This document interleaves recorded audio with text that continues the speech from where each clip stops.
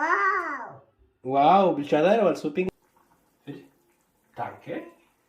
Kan kanas nagannu danke kayo. Arba qofte. Jaalatamtoota hordoftoota Kaayyoo Fiffaa Vlogs akkam jirtu bakka jirtanitti nagaan keenya sun akka qabu. Kun Kaayyoo Fiffaa Vlogs kan yeroo hundumaa torbanitti al tokko yookaan al lama oolmaa fi gochaawwan ifaaf kaayyoon godhan akkasumas waan wantoota isaan barbaachisan isaaniif goonu waraabnee torbanitti al tokko lama kan isin biraan geenyudha. Asiin fuuldura namoonni viidiyoo keenya daawwachuudhaan maatii nuuf taatan like, share, comment nuuf gootan nu jajjabeessitan yaada ijaarsaa yaada babbariidhaa nuuf laattan baay'ee isin jaallanna baay'ee isin kabajna galanni keenya isiniif guddaaf yabbataadha. Namoonni immoo haarawaan gana sichitti dhufuudhaaf jirtan anaa dhufuu baga nagaan dhuftan baay'ee isin jaallanna maatiin keenya baay'ee isin galateeffatu isin jaallatu kottaa nu jajjabeessaa yaada keessan nuuf kennaa laayikiis nu afeera yaada keessan fudhachuudhaan wantoota isin nuuf kennitan gara fuulduraatti hojjechuuf ijaaruudhaaf qophiidha. Guyyaa har'aa garuu kanan qopheessuudhaaf hangamanaan dhufee jiru suuppii qurxummii ijoollee koodhaaf hojjechuuf hin jira. Suuppii qurxummii kana wantoota tokko 2 3 4 ta'an waliin dabalatanii kanaaf ijoolleedhaaf wanta barbaachisa jedhu hojjechuuf deemaa jira. Kottaa na waliin daawwadhaa. Qurxummii keenya hojjechuudhaaf wantoonni nu barbaachisan kun qopheeffadheen jira. Normally qurxummii kan nuyi hojjedhu kun qurxummii kan qopheeffadheedha. Garuu qurxummii kan suuppii yeroo baay'ee fayyadamnu qurxummii isa guddaa kun afaan Jarmanii laaks filet jedhama. Akkasumas raayisii faana nyaachuudhaaf ruuzii fa'aa waliin nyaachuuf ta'a. Garuu isa sababa manaa qabuuf kanumaan hojjechuun karoorsee kun qurxummii kiyyadha. Kun immoo feenchaliidha. Feenchaliin faayidaa baay'ee qabdi. Feenchaliin garaafillee baay'ee barbaachistuudha. Kun istaangen salariidha. Afaan Jarmaniin salar jedhu, istaangen salarii jedhu. Kaarotii qopheeffadheen jira. Kun birookoolii kiyyadha. Asiin immoo shunkurtiitu jira jechuudha. Isaan kana murmurree akkaataatti suuppii keenyaaf tolutti qindeeffadhe.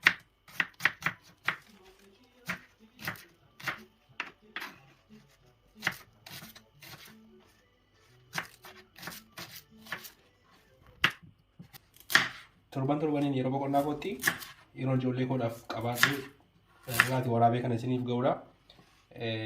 Yaadaa fi wantoota garaagarii koomentii nuuf gochuudhaan immoo na jajjabeessuun gabanumaan fedhii keessaniif jaalala keessan haa ta'u. Ani maatiin keenya akka kiishanii keessa hojjennuuf waa baay'ee nu barsiisaa turani. Haati manaan koos gogoziidha qaxaleedha.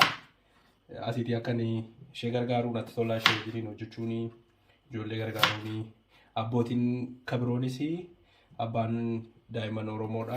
Ijoollee keessanii wajjin turtii godhaa. Haadha manaa keessaniif yeroo kennaa. Kun ergaa koodha. Namatti tolaa haadha manaa ofii walii wajjin kuuku gochuun ijoollee ofiif kuuku godhanii yeroo ijoolleen ofii nyaattu nama gammachiisa. Kanaaf ergaan viidiyoo kootiin guddaan kanadha. Asumaan isinillee hojii gaarii akkasirratti akka hirmaatan gammachuu koodha jechuudha.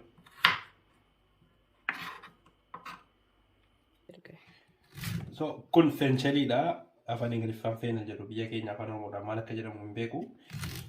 Biyya keenya garuu akka qorichaatti ilkaan fa'aa garaa fa'iif hin fayyadamu. Ilkaan fa'a irraan kaatu baay'ee baala isaadha kan fayyadaman baay'inaan biyya keenyatti. Garuu biyya kanatti iddi isaayyuu hin nyaatama. Iddi isaa ispeeshaalii ijoolleedhaaf yeroo daa'imummaa isaaniitti garaa isaaniidhaaf nyaata akka daajestii ta'uuf garaa isaanii keessa nyaati taa'ee akka garaa hin dhukkubneef baay'ee isaan fayyada. Ijoollee keenyaaf yeroo baay'ee kana fayyadamaa turre daa'imummaa isaaniidhaa kaasnee nullee baay'ee nyaata bareedaadha. Shittaa fooliin isaa baay'ee namatti tola. Xibsii keessatti yeroo nyaata xibsii hojjetan yeroo suuppii hojjetan nyaata barbaadan akkaataa nyaata sanaa wajjin yoo hojjetatanii feenchaliin kun baay'ee wanta barbaachisaadha. Qorichummaadhaaf baay'ee kan nama fayyadu garaa keessa siisteemii garaa intestinaal siistemiidhaaf baay'ee nyaata barbaachisaadha. Nyaanni garaa keenya keessatti dafee akka bullaa'u piroosesii akka ta'uudhaaf baay'ee nama fayyada. Kanaaf yeroo baay'ee keessumaa faayidaa fuduraalee fi muduraalee an biyya kanatti carraa ta'ee leenjii tokko lama fudhadhee sartifikeetii itti nan qaba.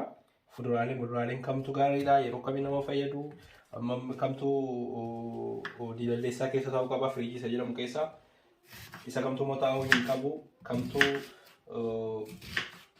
konservi ta'uu danda'a isa kamtu immoo hin ta'u kan jedhu carraa ta'ee onlaayinii leenjii garaagarii fudhadhee kanarrattidha kanani nyaatota akkasii baree.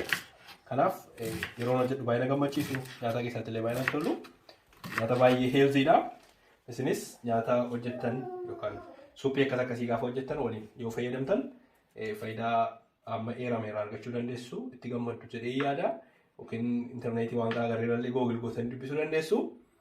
Kanaaf amma feenchalii yookaan feenalii keenya kukkutadhee jira. So kunillee ishtaanga salariidha kan otoo kukkutaa jiru gidduutti ni deebi'ee isinitti agarsiisaa jira.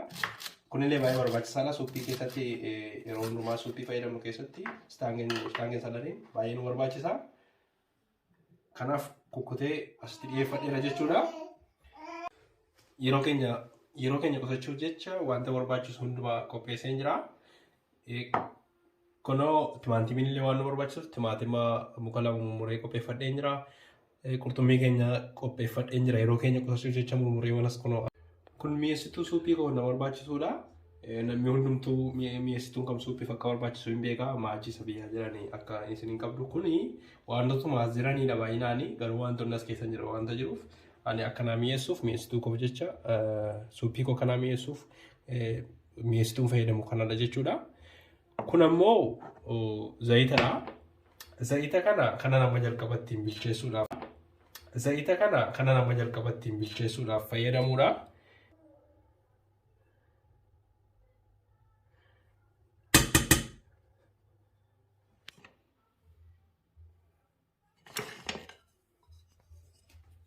Amma shunkurtii koon itti naqadha jechuudha. Shunkurtii murmuree qopheeffadhee suuphii koodhaaf itti naqadha.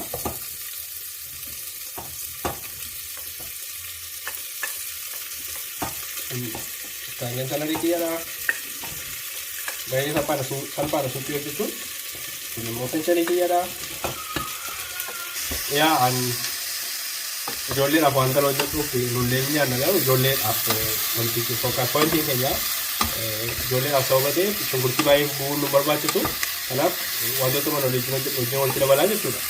Aadaan biyya keenyaa shunkurtii guggubuu danda'a. Qoratti guggubuu, waxii diimaa irratti guggubuu. Namni waan shunkurtii irraa argatu. Kanaaf ani gubuun jaalladhu. Walumaa namni keessaa.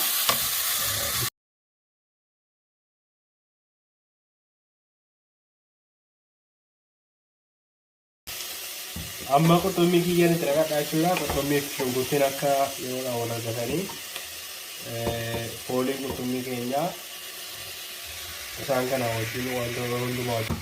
Amma kaarotii kiyya kan na'aaf kaarotiin itti naqaa jechuudha.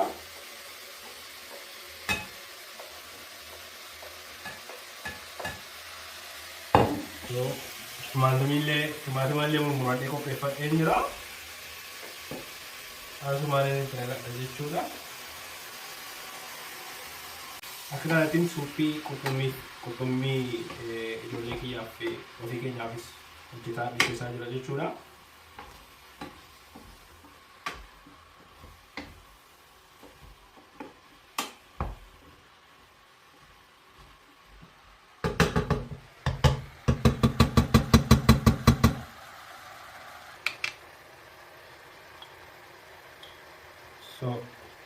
Mi'eessituu kiyyaa kuni mi'eessituu kiyyaa fallaanota ishee xiqqoo fallaana daa'imman ishee kan shaayii jechuudha. Ishee tokko xiqqoo itti naqachuudha.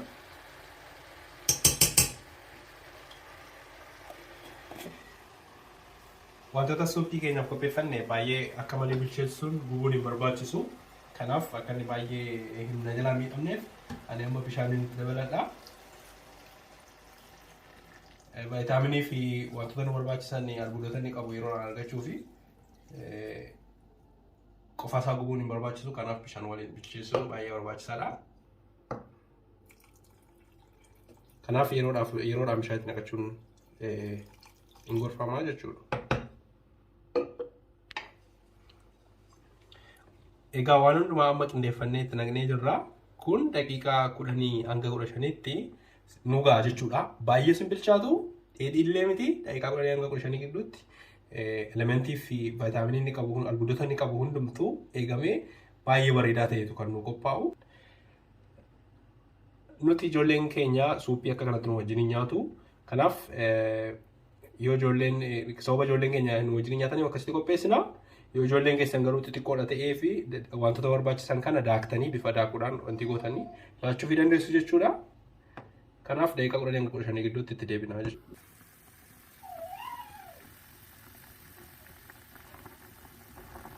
Dhufti jechuudha amma brookolii keenya kukkunnee turre brookolii keenya suuppii keenyatti naqannaa kaayyoon naa kenniti jechuudha. Suuppiin keenya bishaataa jira.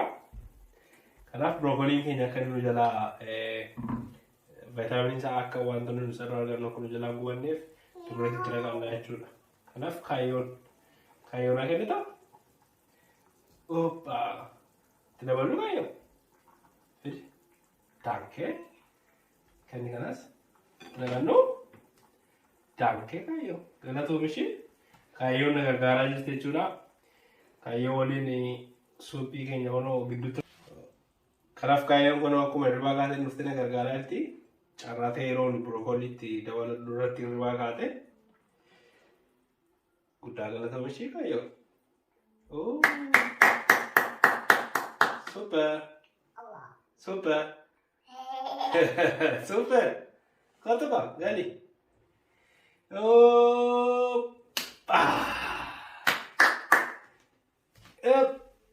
Ya, aku supingnya yang lulusnya sih kayak kok. No? Karena michino. Sekali michino sih.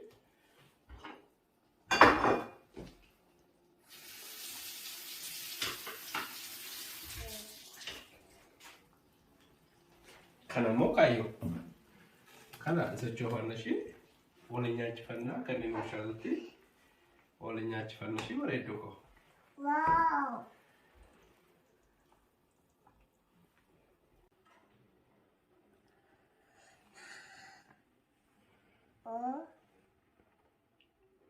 Wow. Wow, bicara lewat supingnya. Ya?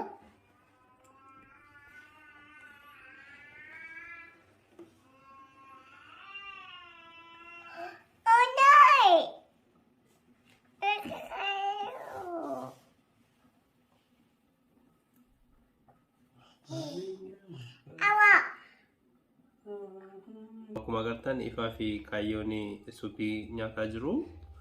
So ani immoo isaaniin nyaachisuuf jecha isaan biraan jira. Ani amma isaanii nyaachisee ofii godhaa booddee harmee isaanii wajjin nyaadha jechuudha. Suuppiin keenya brookoliin keenya akkuma agartanii akka malee hin bilchaanne seerumaanii akkuma wanti ta'uudhaaf booddeerraa erga bilchaate kaayyoo wajjin hin galchine. Kanaaf kalariin isaallee beekamaa jechuudha akka baay'ee hin gubanne hin bilchaanne. So giddu galeessaan akka bilchaatee ba'ee heelzii akka inni ta'e wantoonni hundumtuu utuu hin gubatiin utuu keessaa badiin akka nu bilchaatee agarsiisa jechuudha. Kun ijoolleedhaafis ta'e nama guddaadhaaf barbaachisaadha. Waaw, leeka baay'ee mi'aawa.